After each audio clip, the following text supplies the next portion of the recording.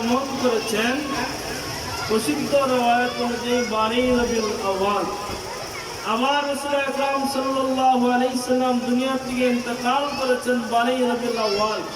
এজন্য নবীকে রব্বুল আলামিন পাঁচটা কারণে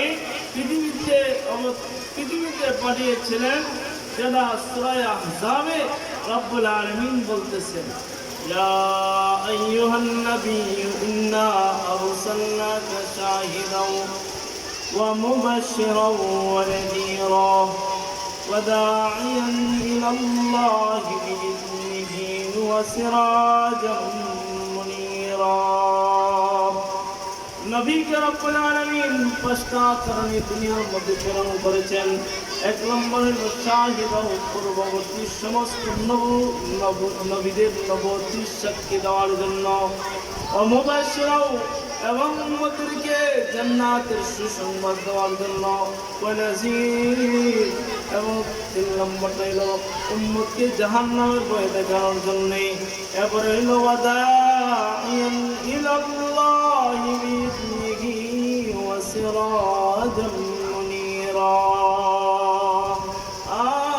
উম্মতদেরকে আল্লাহর দিকে আহ্বান করা, নিজের রিসালাতের দিকে আহ্বান করা, এবং সিরাজাম মুনীরা, নবুয়তের আলো দ্বারা तमाम পৃথিবীকে আলোকিত করে দেওয়া।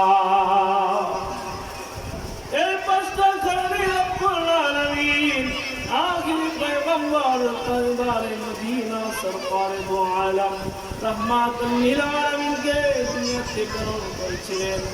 নবী দুনিয়াতে আসার 6 মাস পূর্বে বাবা দুনিয়া থেকে বিদায় হয়ে যান।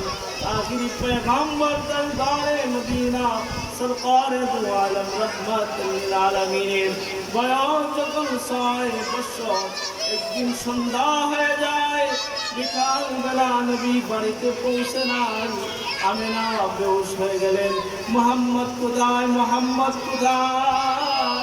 বেহুশ হইয়া মাঠের দিকে দৌড়াইলেন। মাঠে গিয়ে দেখেন এক কোনায় বসে আখিরি পয়গম্বর কান্না করতেছেন। আমিনা গিয়া বলেন, বাবা মুহাম্মদ কাঁদো কেন? মুহাম্মদুর রাসূলুল্লাহ সাল্লাল্লাহু আলাইহি ওয়াসাল্লাম জড়িয়ে ধরে বললেন, মা, বিকাল বেলায় সব ছেলেদের বাবা এসে তাদেরকে নিয়ে গেছে, কিন্তু আমি মুহাম্মদের কেউ আসে নাই। আমার বাবা আমাকে নেওয়ার জন্য আসে নাই। আমার বাবা কোথায়? আমার বাবা কোথায়? আমিনা বলে, আসো, তোমাকে নিয়ে তোমার বাবাকে দেখাবো। আখির পয়গম্বর তাজদারে মদিনা সরকারে দো আলম রহমাতুল লিল আলামিনকে পরে দিয়া মদিনায় রওনা হলেন। মদিনা যাওয়ার আগে দেখাইলেন, এটা হইল তোমার বাবার কবরস্থান, এটা হইল তোমার বাবা। সেখানে সেই আছে মুহাম্মদুর রাসূলুল্লাহ, ছোট বাচ্চা সেখানে দাঁড়াইয়া ইব্রাহিম আলাইহিস সালাতু ওয়াস সালামের নবুয়ত অনুযায়ী কি জানি পাঠ করলেন। এরপরে আমিনাকে নিয়ে মক্কার দিকে রওনা হইলেন। পথির মধ্যে, রাস্তার মধ্যে আমিনা ইন্তেকাল হয়ে যায়।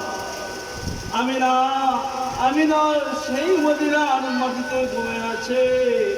বাবাকে দেখতে গিয়ে মাকে হারাইলেন।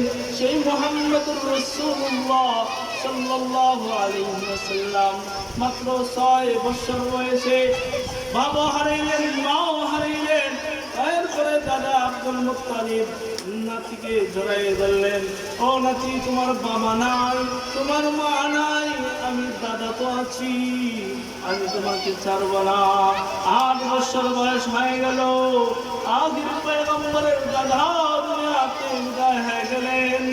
এজন্য আল্লাহ বলেন, মা ওয়াদ্দাআকা রাব্বুকা ওয়া মা ক্বালা ওয়ালাল আখিরাতু খায়রুল লাকা মিনাল উলা ওয়ালাসাওফা ইউতিকা রাব্বুকা ফাতারদা আলাম ইয়াজিদকা ইয়াতীমান ফাআওয়া আলাম ইয়াজিদকা ইয়াতীমান فآوى آخر पैगंबर আল্লাহ তাআলা ঘোষণা দিয়ে বলেন নবী আমি তো আপনাকে এতিম অবস্থায় পেয়েছিলাম এতিমদেরকে ধমক দিও না এতিমদের মাল আত্মসাৎ করিও না এতিমের মাল খেও না এটা আল্লাহ নবীকে ঘোষণা দিয়েছেন আজ সমাজের মানুষ এতিমের মাল গুলাকে বক্ষণ করে এতিমের মাল গুলাকে মজা লাগে এতিমের মাল গুলাকে আত্মসাৎ করতে নিজেকে বড়াই করে বলে আমার কাছে অমুকের সম্পদ আছে অমুকের সম্পদ আমি বড়াই করে রেখেছি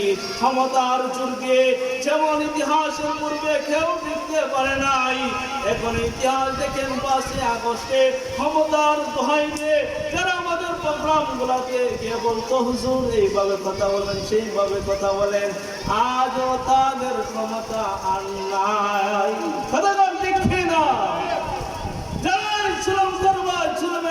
সীমা রেখা থাকবে যত জুলুমবাজ এসেছে জালেম এসেছে জালেম যেইভাবে এসেছে আল্লাহ সেইভাবে তাদেরকে ধ্বংস করে দিয়েছেন আজ দেখেন যারা এই দেশের সাধারণ মানুষদেরকে তাদের বক্তব্য দেওয়ার মতন সুযোগ দিত না তাদের অধিকার আদায়ের জন্য প্রতিবাদ করার সুযোগ দিত না মাঠের ময়দানে যেতে দিত না ঘরের ভিতরে কথা বলতে দিত না আজ দেখেন তাদের অস্তিত্ব সেই দেশে না